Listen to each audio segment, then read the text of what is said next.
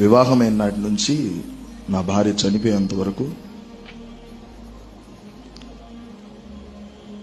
ప్రార్థన మానటం అనేది నేను ఏ రోజు చూడలేదు. ఇది గొప్ప కాదు, గొప్పలు చెప్పుకునేటువంటి సమయం కూడా కాదు. ఏది ఏమైనా ప్రభువుకి మహిమ. నా భార్య గర్భవతిగా ఉండి లాస్ట్ ఇంకా డెలివరీకి కొన్ని రోజులు దగ్గరలో ఉందన్న సమయంలో కూడా 2-3 గంటలు బెడ్ మీద కూర్చొని ఏడుస్తూ ప్రార్థన చేసేది నా భార్య.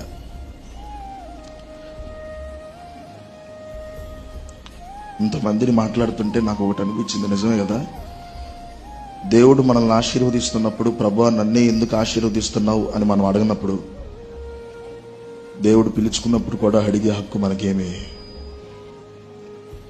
కానీ దేవుడు ఎందుకు నా జీవితంలోనే ఇది అనుమతించాడనేది నేను ప్రభువుని ప్రశ్నించే హక్కు నాకు లేదు. కానీ ప్రభు దీన్ని అనుమతించాడు, అందుకు నేను కూడా మనస్ఫూర్తిగా ఈ మరణాలను అంగీకరిస్తున్నాను. యెహోవా ఇచ్చెను, యెహోవా